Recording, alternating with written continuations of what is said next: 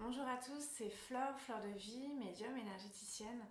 Je voulais vous faire cette petite vidéo ce matin parce que je suis tombée sur plusieurs messages de différents canaux euh, qui m'ont beaucoup parlé. Et du coup, je voulais partager un peu ça avec vous. Alors ça concerne l'époque formidable qu'on est en train de traverser. Je dis formidable et je le pense vraiment parce que c'est mon amie Morgane qui dit ça, que pour elle l'année 2020 ça a été la plus belle année de sa vie finalement. Parce qu'il y a eu tellement de choses qui se sont passées, l'année n'est pas finie. Tellement de choses qui se passent, tellement de prise de conscience, tellement d'avancées sur notre chemin. Euh, et c'est vrai que voilà, toutes ces périodes qui nous chamboulent dans nos croyances, dans nos conditionnements, qui nous demandent de nous surpasser et d'aller chercher vraiment en nous-mêmes nos propres solutions. C'est vraiment dans ces périodes-là qu'on avance beaucoup. Et c'est vrai que, bon, j'en ai un peu parlé dans la dernière vidéo des runes, là, la guidance générale, où je parlais de désobéissance civile, désobéissance tout court, et obéissance qu'à sa propre vérité.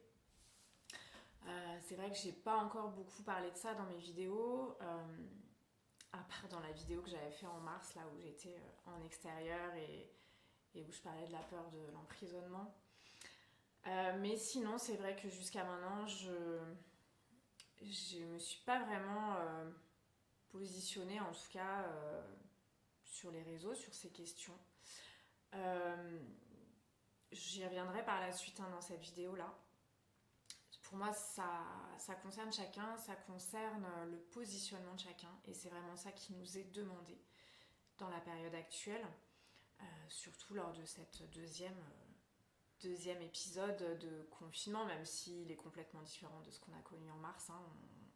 En tout cas, pour ma part et les gens autour de moi, on n'est plus du tout dans les mêmes peurs, on n'est plus du tout dans les mêmes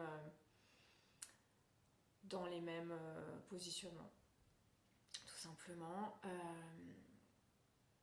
Donc voilà, en introduction, pour vous dire que ce message-là que je vous transmets aujourd'hui, il est venu fortement. Pour que je me positionne peut-être un peu plus publiquement sur ces questions. C'est toujours un petit peu difficile pour moi parce que j'estime que chacun a ses propres idées, ses propres opinions, ses propres positionnements sur le sujet. Et on sait très bien que tout ce qui se passe depuis toute cette année 2020 là, sur la situation planétaire, on a tous des positionnements différents. Parce que pour l'instant, on nous demande d'aller chercher notre propre vérité. Et que de toute façon, c'est pas la vérité officielle, elle est changeante de jour en jour. On sait très bien qu'elle est manipulée, qu'elle est masquée. Euh, donc ça sert à rien de débattre entre nous parce qu'on voit bien que chacun détient peut-être un morceau de cette vision globale, mais que personne ne détient la vérité dans toute cette histoire. Et de toute façon, c'est comme ça dans la vie sur cette planète Terre. On a tous une petite vision par notre lorgnette personnelle. Et l'idée, c'est vraiment d'ouvrir cette vision, de nettoyer la lorgnette pour pouvoir voir les choses clairement. Donc aussi, pourquoi est-ce que je pense j'avais peur de vous dire tout ce que je vais vous dire aujourd'hui, c'est parce que y a cette peur du rejet qui est là. Alors comme toute peur, elles sont infondées. Je veux dire, là, vous êtes sur ma chaîne, vous regardez ma vidéo, si ça vous plaît pas, vous passez à autre chose, et puis c'est tout, il n'y a aucun rejet derrière ça. Mais dernièrement, c'est vrai que je me suis reposé cette question du rejet parce que j'ai vécu des événements cette semaine qui ont fait que ça m'a replongé très fortement dans cette blessure.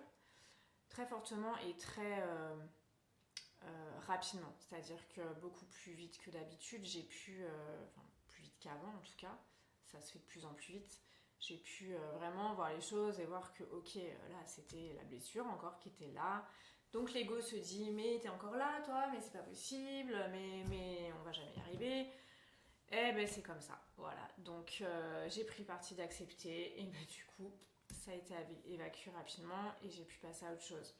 Mais voilà, en ce moment on est très, je pense pas être la seule à être challengée sur ce sujet-là, des peurs, euh, peur de l'abandon, du rejet, de la solitude qui est très fortement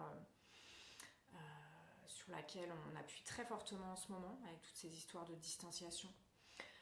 Euh, donc finalement c'est comme toujours, mais là j'en ai pris encore plus conscience, c'est que tous ces événements-là sont faits pour nous voir en nous, en quoi on se rejette, en quoi on s'abandonne, en quoi on reste à l'extérieur de soi dans cette distance.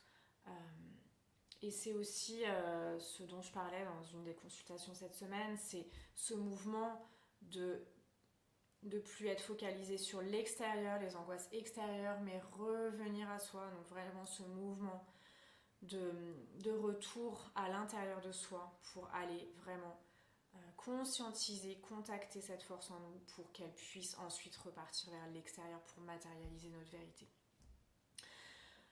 Pour revenir à la peur, c'est dans Miguel Ruiz et puis dans Ernesto Ortiz en parle aussi dans son livre, le fait de pourquoi avoir peur pourquoi avoir peur sur Terre, la prison, la peur de l'emprisonnement, peur d'être empêché de faire les choses.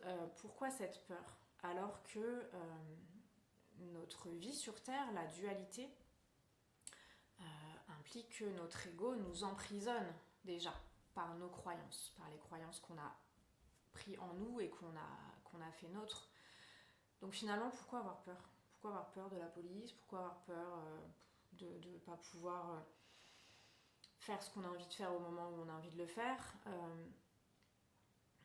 tant que ça gêne personne et qu'on sait que ça gêne personne fondamentalement, pourquoi avoir peur?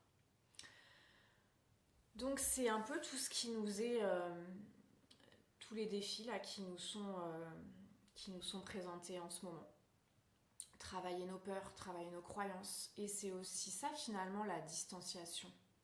C'est pas la distanciation sociale, c'est la distanciation par rapport à nos peurs, par rapport à nos croyances, par rapport à nos blessures aussi. Pouvoir les voir, pouvoir les accepter qu'elles soient là, qu'elles aient des choses à nous dire. Et par cette acceptation, c'est l'amour qu'on va pouvoir générer et vraiment vivre en nous, qui va nous permettre de guérir de plus en plus. Et la guérison, finalement, c'est la conscience. Donc par rapport aux messages que j'ai, sur lesquels je suis tombée, alors c'était un peu de fil en aiguille, hein, y a une personne qui s'appelle Cathy apparemment, qui a parlé de l'importance du nombre 7 et pourquoi pourquoi le gouvernement nous demandait d'être rassemblés à pas plus de 6 personnes. J'ai trouvé que c'était intéressant. C'est vrai que j'avais jamais vu, enfin j'avais déjà dû lire, hein, mais j'avais pas percuté cette symbolique du nombre 7, hein, on sait qu'elle est très importante. Et finalement, apparemment, au niveau de la bascule du ratio de changement énergétique, le 7 est important. Alors, je n'ai pas vérifié si c'était 7 pour 1000, si c'était... voilà. Mais en tout cas, par exemple, si c'est 7 pour 1000, 7 personnes qui se rassemblent et qui ont cette communion énergétique entre eux vont impacter une élévation de conscience pour 1000 personnes. C'est ce qui se rapporte, ce qui se ramène à la théorie du centième singe. Sûrement, il y en a beaucoup qui la connaissent. Et j'en parlais en plus la semaine dernière aussi à des amis. C'est cette théorie qui dit que voilà, il y a un ratio, il y a une proportion dans une population donnée, humaine, animale, etc. Il y a une proportion qui amène au changement. C'est-à-dire que si une certaine proportion de cette population opère un changement en elle, ce changement va avoir lieu dans toute la population. Donc c'est ce point de bascule. On en parle depuis un certain nombre d'années. Ça m'a beaucoup parlé quand j'ai entendu ça parce que voilà, c'est quelque chose que je sens aussi en ce moment très fortement dans l'air. Ce point de bascule et selon cette personne et puis une autre dont j'ai vu la vidéo aussi qui parlait du troisième œil, de la glande pinéale plus précisément.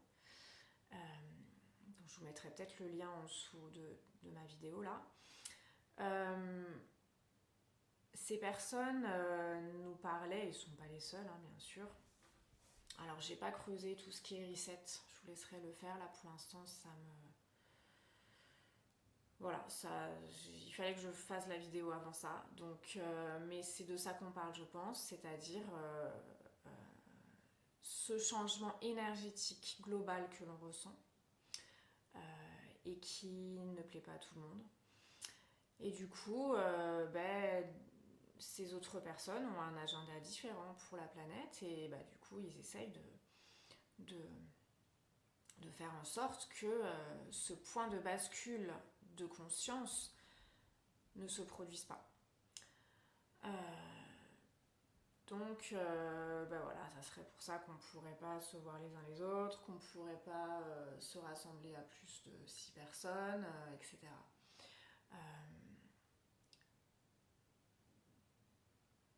Ouais, je partais sur autre chose, mais je vais finir là-dessus. Ce qui me parle, et vous prendrez bien sûr ce qui résonne aussi pour vous, ce qui me parle, c'est qu'effectivement, le nombre est important. Le nombre de personnes qui se rassemblent, qui partagent leurs énergies en présentiel ou même que ce soit en visio, hein, c'est que ça passe, ou par écrit, par téléphone. C'est important, mais il n'y a pas que ça. Et il y a à mon sens, hein, il y a des solutions que l'on peut trouver en soi, que l'on peut... voilà, c'est vraiment important de suivre notre ressenti, suivre notre vérité. Sur cette question du nombre, c'est Jésus aussi qui disait, voilà, si vous vous rassemblez à 2, 3 en mon nom, je serai parmi vous. L'énergie divine est parmi vous. Et alors lui parlait de 2, 3 personnes, et moi je dirais même que vu nos capacités maintenant, on est tout à fait en mesure de se connecter par l'intention, sans forcément être en présentiel avec les gens, sans forcément être même au téléphone avec les gens. J'en ai eu la preuve encore une nuit dernière là, où j'ai eu... je rêvais. Je vais vous raconter ça parce que je suis sûrement pas la seule à avoir ce genre de rêve en ce moment. Je rêvais, en fait je pensais que j'étais réveillée, hein, mais j'étais bien en train de rêver, que quelqu'un rentrait chez moi et venait se coucher à côté de moi dans mon lit. Bon, sur le moment je me suis dit mais c'est qui ? Ça peut être que Morgane, c'est la seule qui a la clé de chez moi. Et puis, mais j'avais pas peur, ça me paraissait bon, ok, normal quoi. Par contre, j'arrivais pas à parler, j'étais bloquée dans la parole, dans les mouvements. Et du coup, je pouvais pas lui demander qui c'était et tout ça. Et bon, finalement, je me réveille. Et là, je me rends compte que j'étais en train de rêver. Mais c'était tellement réel. Et en fait, en parlant à Morgane, le lendemain ou 2 jours après, effectivement, à ce moment-là, parce que c'était en pleine nuit, effectivement, en pleine nuit, elle m'a appelée en fait par l'intention. Elle avait besoin de moi à ce moment-là. Et donc voilà, elle s'est connectée à moi. Donc on n'a pas besoin d'être en présentiel avec les gens. Ce qui est important, c'est de se connecter dans le cœur, se connecter au cœur de la terre, se connecter au cœur de l'univers, se connecter à la source divine en nous, le centre sacré de notre cœur. Et ça, à mon sens, c'est déjà la base. Et c'est ce qui va nous permettre de pouvoir être en relation vraie avec les autres. Et c'est ça aussi cette masse critique. C'est cette masse de personnes qui sont reliées à leur cœur, qui ne sont pas reliées à leur peur, à leurs croyances, à leur conditionnement, mais qui vont faire ce mouvement de l'extérieur vers l'intérieur, vers le cœur. Donc tout ce qui est agenda, reset, tout ce qui est agenda de l'ombre, je dirais, je ne vais pas en parler dans cette vidéo-là, vous trouverez tout un tas d'informations.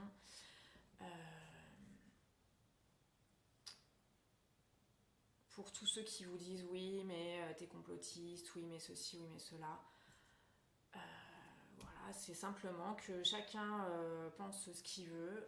Comme je dis parfois, il y en a bien qui croient au Père Noël, voilà, chacun se fait son idée, son opinion, mais il n'y a pas de fumée sans feu dans tous les cas. Et voilà, j'ai pas besoin de rajouter de l'eau au moulin à tout ça. Mais et pareil pour tous ceux qui disent oui, c'est urgent, on est dans l'urgence. Ce qui est urgent, ce qui est vraiment urgent, c'est de prendre soin de soi, c'est de s'aimer soi, c'est d'être connecté dans son cœur, c'est d'agir avec le cœur, de respirer à travers son cœur, de voir la vie à travers son cœur, le cœur, le cœur, le cœur. C'est là l'urgence. Et à partir de là, tout se mettra en place. Tout le changement, il est vraiment dans le cœur. Et il est en marche, sans faire de mauvais jeu de mots. Cette ère du cœur, moi je la sens présente et de plus en plus présente. C'est pour ça que je vous disais en début de vidéo, on vit une époque formidable parce qu'on a l'opportunité de sentir cette ère du cœur qui s'installe véritablement en nous et autour de nous. Je parlais tout à l'heure de cette personne-là, ce gars qui a fait une vidéo sur la glande pinéale. Alors, à mon sens, en tout cas pour moi, tout ne m'a pas parlé, mais il y avait quand même des choses intéressantes. Ce qui ne m'a pas parlé, c'est quand il dit, voilà, le fond du message, la base du message, le fait que la glande pinéale est importante, du coup, est très importante, primordiale dans cette époque qu'on vit, dans cette époque d'ouverture de conscience. Ça, c'est pas nouveau, c'est pas des messages nouveaux. Donc il parle, voilà, attention au fluor, dans l'eau du robinet, dans les dentifrices, ça on sait.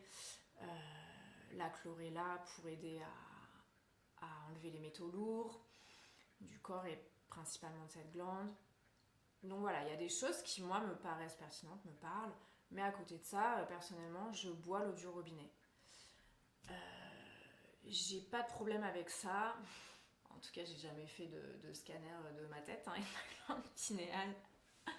Mais en tout cas, ça me pose pas plus de problèmes que ça en termes de médiumnité, etc. Je pense que c'est plutôt mes croyances, mes blocages qui parfois m'empêchent, bloquent les messages que je pourrais recevoir. Mais je pense pas que c'est l'eau du robinet. En tout cas, c'est ma vérité, et puis voilà. Voilà, trouvez vos propres protocoles sans tomber, et là c'est encore plus important en ce moment, sans tomber dans des dogmes, sans tomber dans tiens, en plus je me suis habillée en noir aujourd'hui, donc je suis pas habillée en blanc, je ne suis pas lumineuse, bref, on a déjà entendu ça X fois. Il y a des choses qui sont valables pour certains et pas pour d'autres.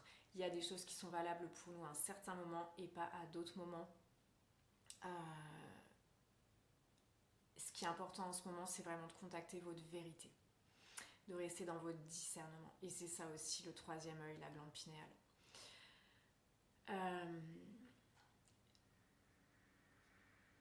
Ouais, je vais venir tout de suite à ça.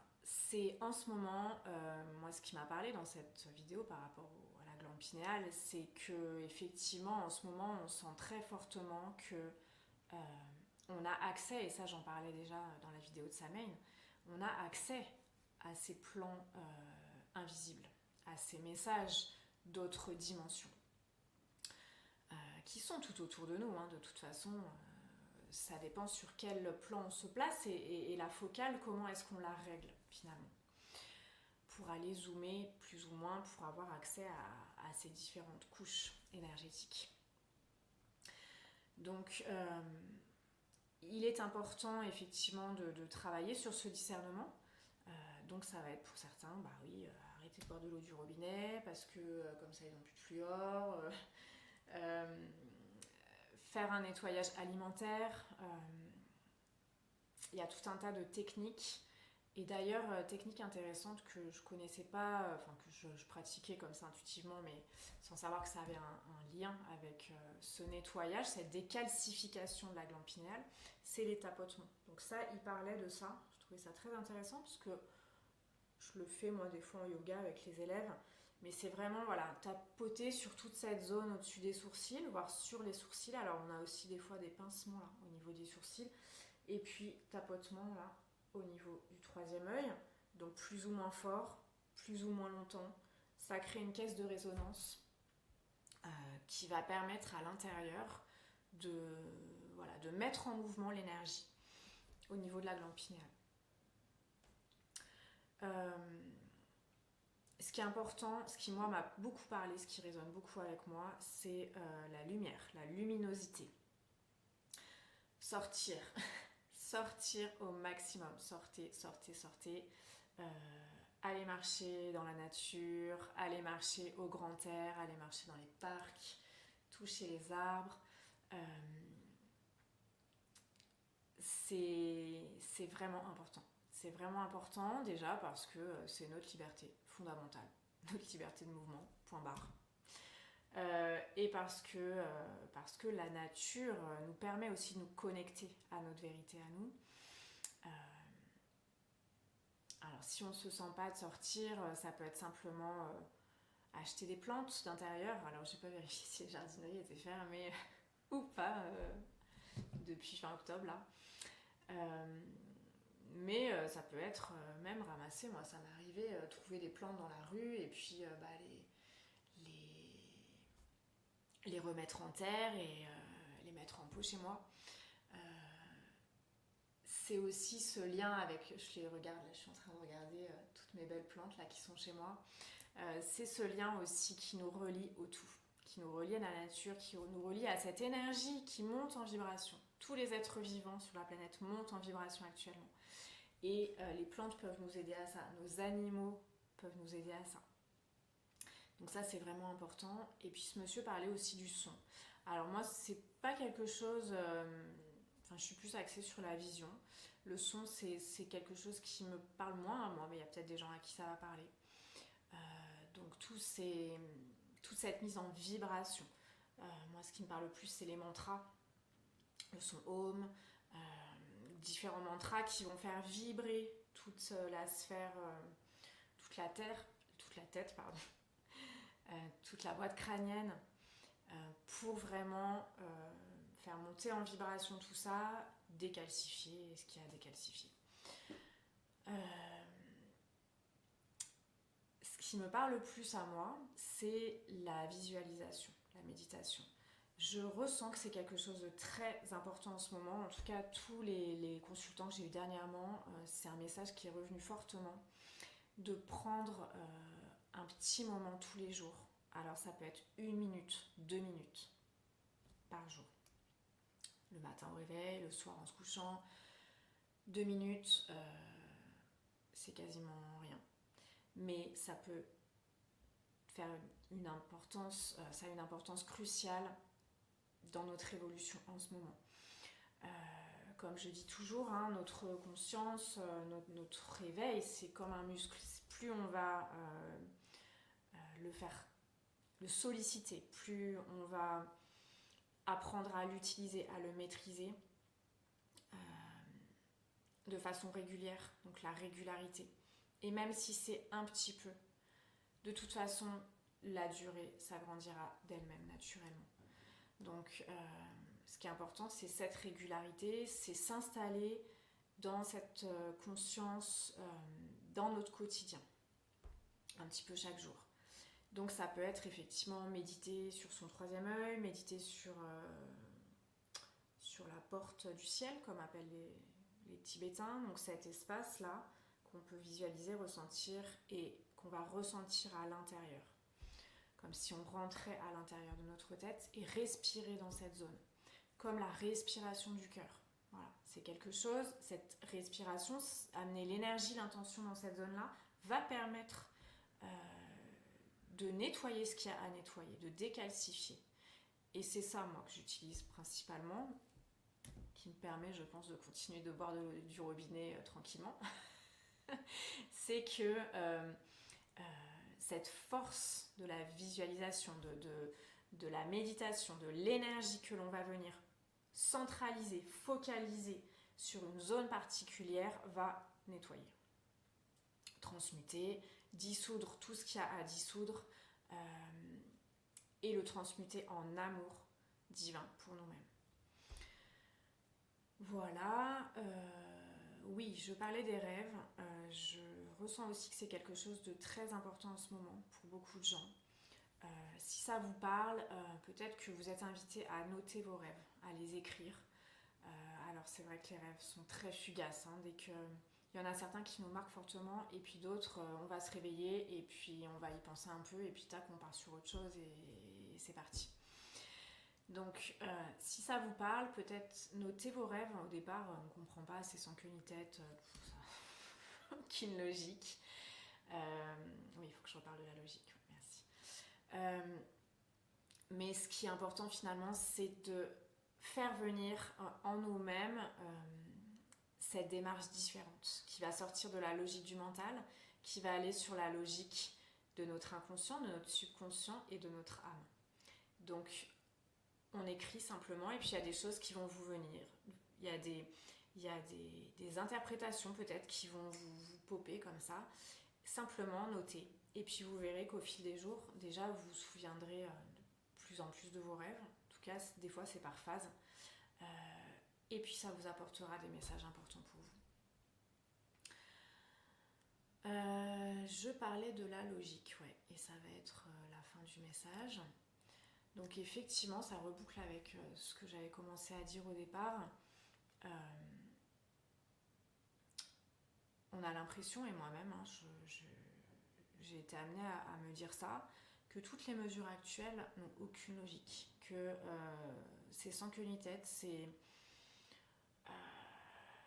aberrant. Un jour on nous dit blanc, l'autre jour on nous dit noir, après c'est gris, on comprend rien, il n'y a pas de cohérence. Dans les différents messages que j'ai entendus aujourd'hui, de ces différents canaux dans des vidéos, il disait qu'en fait c'est très logique tout ça pour les forces qui n'ont pas d'intérêt à ce que la masse critique et la majorité de la population de la fraternité humaine s'éveille à son propre pouvoir. Et que du coup, c'est pour ça qu'on nous sert des injonctions paradoxales, des changements permanents tout le temps qui n'ont aucune cohérence entre eux. Déjà pour, je pense, nous rendre un peu dingues, et ça marche très bien, pour faire jouer vraiment cette angoisse, cette anxiété. Et puis c'est le propre de la perversion, de jouer sur les injonctions paradoxales. Et finalement, ces canaux disaient qu'il y a une logique derrière tout ça, que c'est la logique, effectivement, de nous maintenir dans la peur. Dans la peur, dans l'asservissement, dans l'obéissance. Je pense que ce qui est... C'est même pas je pense, ce que je ressens vraiment, qui va crescendo, ce qui est le plus important, et je l'ai dit dans la vidéo des runes, cette semaine, c'est notre souveraineté. C'est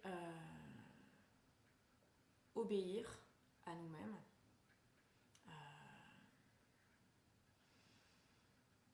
Alors moi, c'est quelque chose, après ça dépend des personnes, hein, mais moi c'est quelque chose qui m'a toujours... l'obéissance, c'est quelque chose ça m'a toujours, pas dire dégoûtée, mais j'y arrive pas. J'y arrive pas. Quand ça n'a pas de sens pour moi, ouais, quand ça n'a pas de sens, quand je sens au plus profond de mes tripes que c'est débile, je n'y arrive pas. Vraiment. Et même quand j'essaye de me forcer, alors j'ai essayé, hein, notamment au niveau du travail, dans la sphère professionnelle, euh, je n'y arrive pas. Et puis c'est aussi, enfin, c'est ce qui, c'était un aspect qui n'était pas facile à vivre quand j'étais en Inde parce que il y a des choses au niveau de mes libertés fondamentales non, que ça collait pas, qui n'étaient pas respectées. Euh, donc voilà, c'est comme ça. Et je pense que pour beaucoup d'entre nous qui vivent ce type de, oui, de rejet, hein, on est là-dedans, un rejet de quelque chose qui ne nous correspond pas, euh, le rejet de tout ce qui est dysfonctionnel, de tout ce qui n'est pas ancré dans le cœur, euh, je pense que on est câblé comme ça, notre essence elle est comme ça parce que on a notre rôle à jouer aussi en ce moment. Euh, alors c'est pas prendre les armes et aller manifester de façon violente, tout casser, tout ça, et beaucoup le disent, hein, c'est pas ça qui va nous aider. À part amener des lois martiales, ça va rien faire d'autre. Euh, et abaisser nos vibrations en plus. Mais donc ce qui est important, comme je disais, c'est d'être dans le cœur. Euh, c'est de se relier aux autres, spirituellement, physiquement, euh, aux autres, à la planète, voilà, donc sortir, faire ce qu'on a à faire, bouger, être en mouvement, dans nos idées, dans notre corps, dans notre vie matérielle. C'est vraiment ce qui est le plus important. Et, et voilà, et obéir à soi-même, obéir à sa vérité. Et ça, donc, mis à part le fait que c'était juste insupportable pour moi d'être sous des autorités qui n'avaient pas de sens, il y a aussi le fait de... Je me suis toujours méfiée des groupes, je me suis toujours méfiée de cet effet de, de masse. Alors c'est paradoxal, hein, parce que comme je disais, comme j'expliquais au début, il y a cette masse critique, hein, de toute façon dans la conscience qui à un moment donné va créer ce basculement. Mais le basculement il se fera si la masse critique elle est dans le cœur. Et c'est pour ça que bon là on m'a proposé de faire partie de groupes qui méditent sur la grande invocation, d'Alice Bellet, voilà. Ça, c'est quand même quelque chose qui pour l'instant euh, je continue à me questionner, hein, sur toutes ces méditations de masse. Parce que pour l'instant, hein, je reste... ce qui me parle à moi, c'est cette reliance d'abord individuelle à sa vérité, pour être dans le cœur, d'abord, premièrement. Une fois qu'on est dans le cœur, on peut se relier dans cette pureté, et il n'y a même pas besoin de mots, il n'y a même pas besoin d'une invocation, il n'y a même pas besoin d'une prière spécifique. C'est simplement cette pureté d'intention, cette pureté d'énergie du cœur qui fait qu'automatiquement on se relie à tous les êtres, qu'ils soient incarnés, désincarnés, qui sont dans cette pureté de cœur, qui sont dans cet amour divin, qui sont dans cette lumière divine, dans cette énergie christique. Donc voilà, pour moi c'est vraiment le message du moment. Trouvez vos propres protocoles pour continuer à monter en vibration, pour continuer à nourrir en vous ces énergies d'amour, ces énergies de paix. Nourrissez vos intentions de paix, nourrissez vos pensées de paix, d'amour, de bien-être. Écoutez ce que vous dit votre cœur et agissez en fonction de ce que vous dit votre cœur. Agissez pour vous-même, obéissez à votre cœur,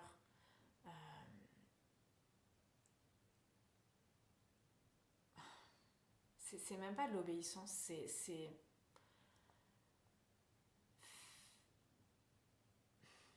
je sais pas quel est le terme qu'on peut donner, mais c'est cette écoute intime dans l'amour.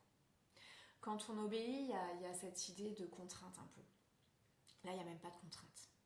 On sait, on sent ce qu'on a à faire, ce qu'on a à vibrer, on le vibre.